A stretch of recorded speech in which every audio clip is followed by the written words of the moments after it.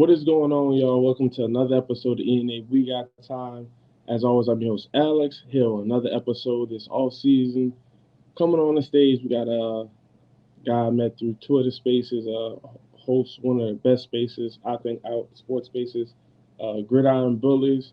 He is also, a Raiders fan, also travel agent. I'm saying, get them vacations in.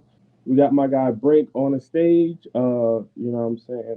One of the hosts, one of the founding fathers of GIB Twitter Space, held daily. Go ahead and introduce yourself to the people if I forgot anything. I'm Brink. I'm a proud 757 guy. A Vegas Raiders fan. Reigning national champion Michigan Wolverine fan. Can't forget that. Yes, Um, sir. so how you doing today, bro? Oh, I'm great. Glad to have you on. So we'll start this off with the usual. Um, Being as though you're from the 757, how'd you become a Raider fan? I'm a military brat. Um, Ah, so a lot of my family is from Carolina. So the first actual football game that I can remember was mhm. the Redskins Raiders Super Bowl, and a lot of my family members were cheering for the Redskins. So I looked at those dudes in those black and silver uniforms, and was like, "Yo, those dudes is tough. I'm gonna be, I want to be like those guys because Hell everybody else in here cheering against them." So the easiest way to piss off your family members is to root against a squad, right? yeah, you're And when right. you're 6 or 7 years old, that's what that's that you get fun out of that. Hell yeah, hell yeah. All right, so real quick, we're gonna get into the season. We're gonna break down the season, in different pieces, but just overall, what do you think of the season as a whole? And then we'll dive further into the season. Yeah, because when you talk about the Raiders season, you got really you've got two parts. You got the Josh McDaniels or McDummy era, and then you have the AP era. The AP era, like he said from jump, pretty much was he was going to be tough. The team was going to be tough. He was going to hold dudes accountable. They were going to play hard. They were going to hit people. They were going to come out and try to make a statement every single week. Got Obviously, that was the enjoyable part of the season. Now, that first part up until Halloween, that was a nightmare. got McDaniels had the squad out there looking like they didn't want to play football, looking like he didn't know how to coach football. Um, it was sad and rough to watch. Even as a 40-year Raiders fan, watching that, I'm like, I don't know how much more of this I can take. I might just tune in on red zone and watch it. everybody else play and see other people score touchdowns because we weren't scoring touchdowns. That's for sure. We were barely getting 20 points. As a Giants fan, I can relate. So, just next up, we always want to see people healthy, and we always want to see people at full strength. But do you think Jimmy G's injury was a blessing in disguise, perhaps for your team? Um, I don't see. I don't really know because it didn't look a whole lot different when he wasn't in there. Well, I'm You speaking know. more so to the fact of like moving forward. Okay, we know for a fact Jimmy G's not it. Y'all didn't win that many games, so yeah, y'all don't have a top 5 pick, but you now know for sure, y'all probably in the quarterback market, things of that Mhm. nature. So that's more so what I'm saying. Yeah, gotcha. Yeah, I mean, yeah, in that respect, going into the season, my biggest question with Jimmy G was whether or not he was going to stay healthy because every chance he's gotten to be a starter, he has not been healthy. Whether it was those 4 games in New England and he got what hurt in like the second game, I think it was, Yeah, I and think only the played second like two and a half of those 4 games, and then Jacoby Brissett came in and bailed him out. Every chance he got in San Fran, it seemed like he got hurt. at some point in the season and miss games. So going in, I was like, he's not gonna finish the season, and it Mhm. ain't probably got anything to do with play, because obviously he had the best, quote unquote resume of anybody we had on the roster. You got 40-year-old Brian Hoyer, and you got Mhm. the fifth round pick out of Purdue, Aiden O'Connell. So Jimmy G was really it. So him getting hurt was almost to be expected.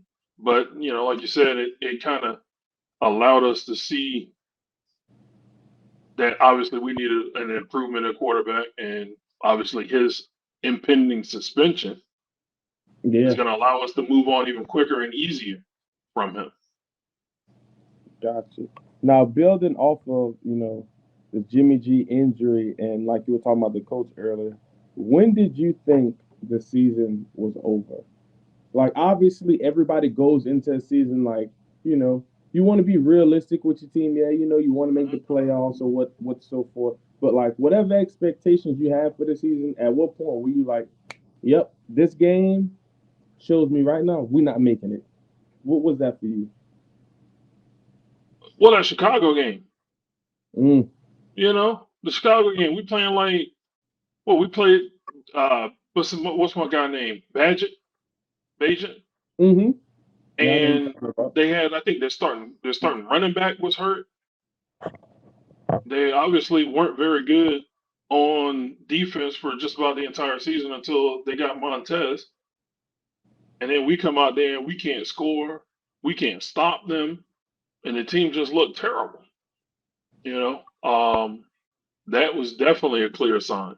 The Buffalo game, I expected that because going into Buffalo is a rough experience for anybody. And if there's one thing they're good at scoring points in the regular season. And we weren't good on defense. So I knew I was bracing myself for that to go bad. But that Chicago game, come on, man. You can't let that happen. Gotcha. And was the backup guy in or was that Fields for the Chicago game? Um, I don't really remember. oh, for us, Yeah. no, he started Brian Hoyer. Oh yeah, that's true. He No, started no, Brian Hoyer for I some was saying unknown reason. for Chicago. Oh, for Chicago, I'm pretty sure that was Badgett. That was the Okay, starting quarterback. gotcha, gotcha. Yeah, because I don't even think we saw Justin. I'm almost positive. Okay, Now, now now, that, now now that you asked me that, I drew a blank. I'm like, dang, hold on. But I'm pretty sure it was Badgett. now that we kind of got through the rough part of last year, let's go into some good stuff. New York Giant, great Antonio Pierce. What's your what's your thoughts so far on him as a coach, and also congratulations on keeping him. You know what I'm saying? I know there was a lot of speculation on if he was just gonna be temporary until y'all found somebody, but y'all sticking with him. So, what are your thoughts so far of him as a head coach? Hey, he gonna talk the game, and he gonna put his effort in, and make sure the guys on the roster are putting their effort in to back up what he's saying. The coaching staff the same way. I mean, he's got a very experienced coaching staff, and I applaud him for getting a pretty diverse coaching staff and guys that he can lean on for the coaching side of it. Mm-hmm. The leader part. He's a leader. You For watched sure. him. He got rings being a leader. He was a leader amongst a whole bunch of alphas on that Volume. Giants defense. Yes, sir. Y'all didn't like them at all. So Yeah. he was a leader amongst that pack. He can lead just about anywhere. And watching his pivot interview, how he talked about how he stepped up in the I guess the clear the air meeting that Mm-hmm. Josh McDaniels wanted to have that went real bad for him. AP said he stepped up and called people out. He called Devontae out. if he didn't feel like he was running routes right, and that's how he got the interim job, and that's how he kept the job. Because really, for me, it was AP all the way, unless you got Jim Harbaugh. That makes sense. That makes sense. And then the good thing for him was it wasn't like how sometimes the last game of the season, they'll get rid of the coach or they'll get rid of him late in the season.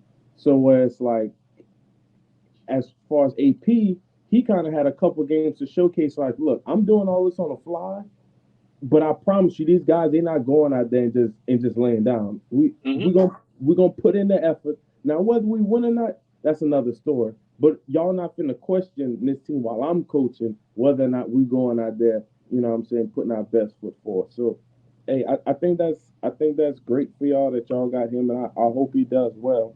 Now, aside from the coach, what's some bright spots you saw last year? What I'm saying?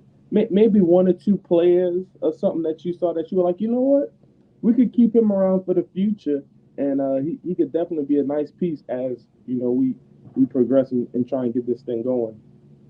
I mean, obviously, when you talk about the Raiders on the field, it's Max Crosby. Obviously, everybody knows Max Crosby. Hmm. Malcolm Kuntz coming around towards this, the back end of the season. He had a great game against the Chiefs on that Christmas Day game. Um, when they canceled Christmas on the Chiefs, that was a beautiful thing. Yep, Um, obviously, getting Jack Jones from New England was great, because he clearly is a playmaker. You for know, sure. Is he the guy um, who caught that one-handed interception? Like he jumped yeah, the route? That was amazing. yeah, and then he held up the sign for Pat as he or stared down Pat as he ran it in the pick six in. Yeah, that guy. Yep. He's got that swag that AP wants. You Nice. know, um, and just I mean, I want to see Tyree Wilson continue to develop and him having a full off season where he's not rehabbing because he has some bright spots. He Mhm. had the big play in the preseason against the Cowboys where he bull rushed through the chest of that tackle. You know, Mhm. um, but he's round trying to get he was trying to get back in shape. He hadn't played since like I think that towards the end of October of his Okay. last season at Texas Tech because he had the foot injury. And then that Gotcha. took a while longer to heal, so he didn't have an off season. So seeing him develop, especially because if he shows up, he's got to live up to the standard of Max, and Max That's is a setting fact. that bar as high as possible, and that goes for everybody else on the team. Yep. Well, So now as far as you got those guys. You sound like some nice pieces. Before we get into one of the last topics, uh, is there some guys you want to re-sign? I think you mentioned your running back, obviously, but is no, there none of them. is there anybody else with I'm missing, or somebody I may be unfamiliar with whose contract is up that you would also like to keep? Jermaine Illuminor, plays tackle. He can play tackle. He can play guard. I think he's a guy that's shown the ability to to come in and play well. Hmm. Um, our offensive line wasn't great. They played decently. If you look at a lot of the metrics, PFFs and those types of things, then they had actually. I always felt they had them rated higher than what they were performing as, but Okay. they did play well, um, especially in certain stretches of the season. Um, but Jermaine Illuminor, Jenkins on the defensive line, definitely two that they need to bring back. Um, outside of those two, no one else really, I think, is like a necessarily a must sign. Okay. Can be somebody that later on, once you get to that third wave of free agency Yeah, after mini camp, how you bring back a few of the guys because they're familiar with the system and things of that nature. exactly. They didn't get the looks maybe that they thought they would get, and Hmm. you can bring them back in. Okay. Now, by the time this comes out, I think you'll be the week of the draft. So let's see if you can play like Nostradamus or something. Who's some guys in the draft that you want, for your team? Obviously, we need a quarterback, Hmm. and everything it almost seems too right for them to make a huge move to get up and get Jaden. Hmm. Because of the ties with Arizona State and AP, and um, it just seems almost too easy, right? Yeah. Um, if they can't move up to get him, then I would say the next really area needs to be right tackle. And I've been a Talise Fuaga guy Hmm. since probably like October, November. Watched a few of those Oregon State games. That dude is a monster.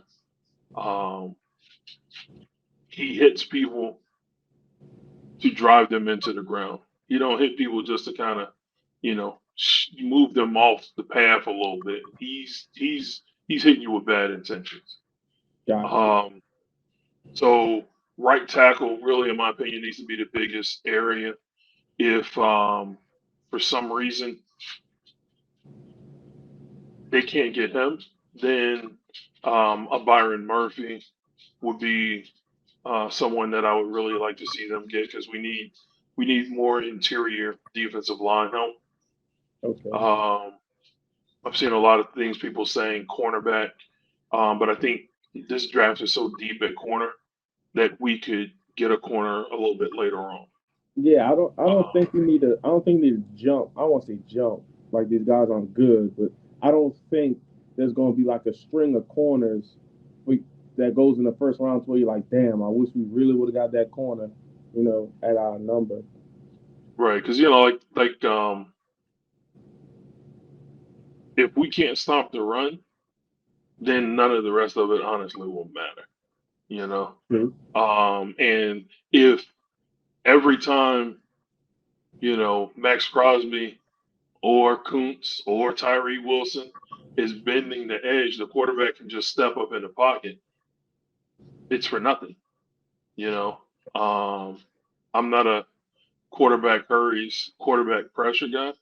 Hmm. We need to get sacks Yeah, yeah. Put your because you can hands get on credit it. for the hurry. Yeah, you can get credit for the hurry, but if he completes it for 20 yards, what difference does that make for me? You know what I'm Exactly. saying? That's like you chasing Pro Bowls instead of playoff games. Nah, nah. You're right. I'm more of a like you sacks. I'll take hits too. Pressures are cool, but like I'm gonna need that to start amounting to something. Like Exactly. you can't have 60, 70 pressures and a sack and a half on the season. I'm gonna look at you kind of crazy. But Facts. okay, You all know, right. in the second round, like, look, in my ideal world, I probably would still say Fuaga Mm-hmm. and then trade future assets and maybe even our second this year, even though seconds are so valuable, Yep. and get back into the 2022 range if Penix is available, No, if no, JJ's available. no, no, no. I'm a Go get JJ. JJ. Go get JJ. I'm Yeah, gonna I'm a take JJ care. guy. But at the quarterback position, let's go get Justin Fields. Really? Okay. I'm I'm not a Justin Fields. Um, I'm not like a staunch, I guess, advocate. Mm-hmm. I'm not a truther, but Getsy and him have had good runs in the past two seasons.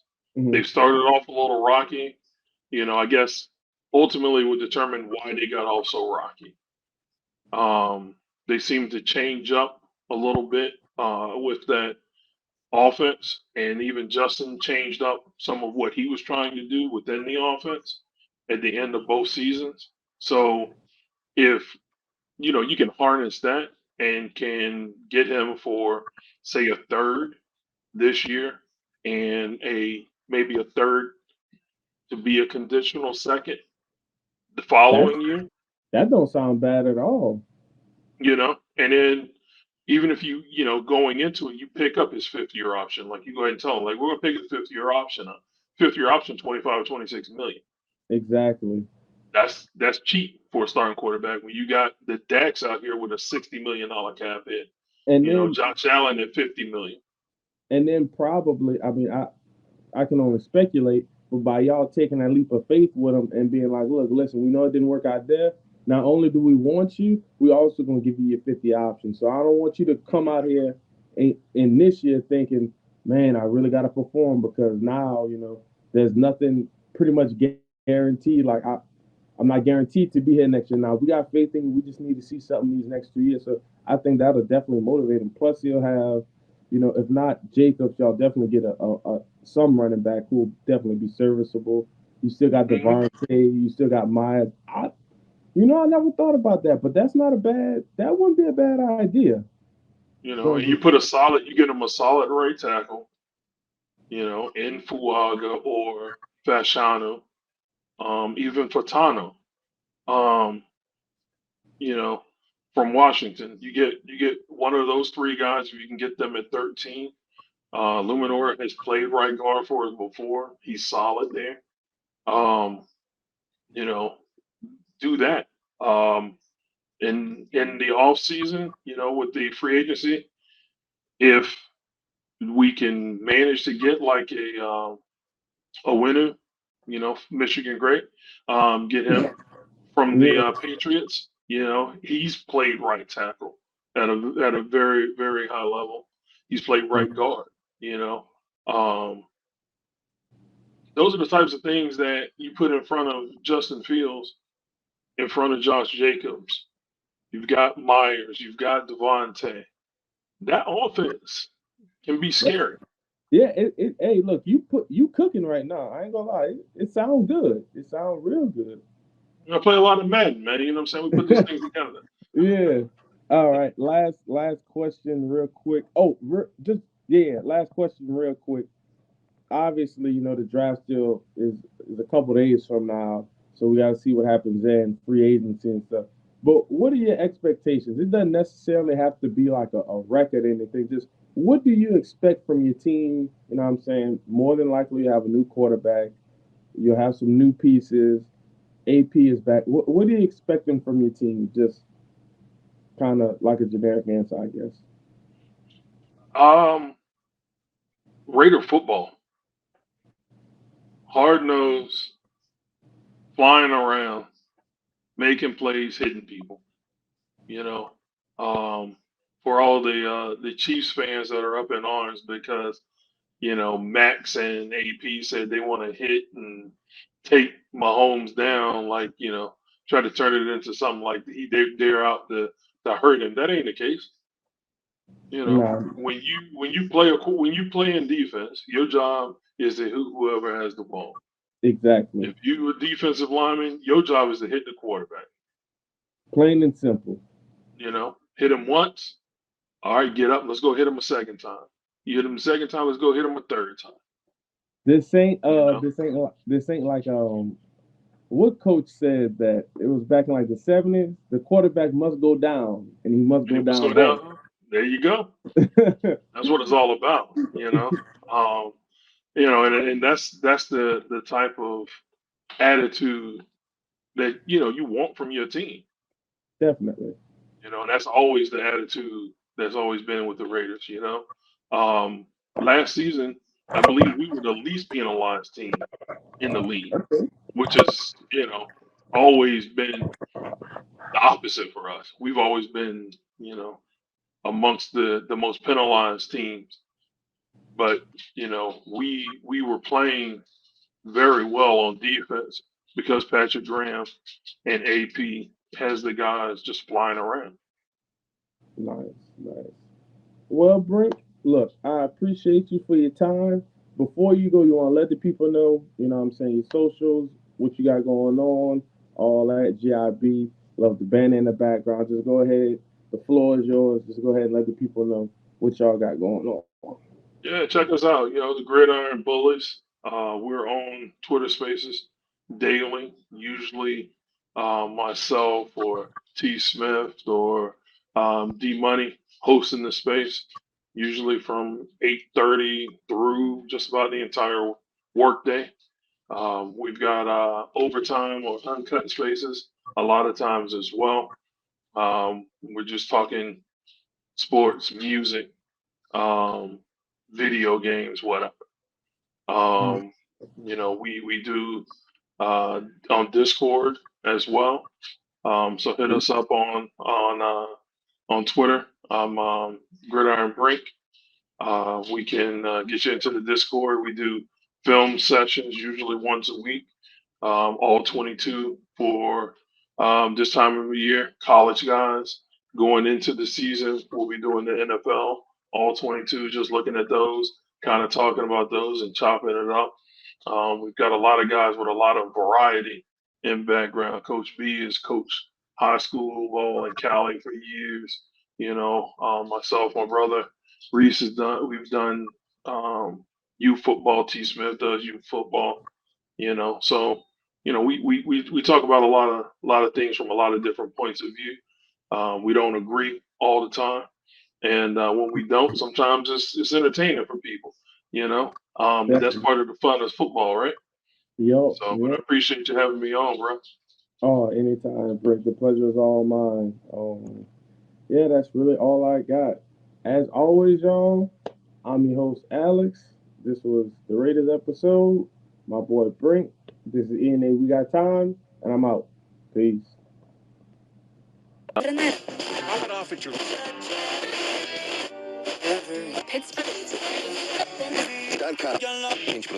Is no result.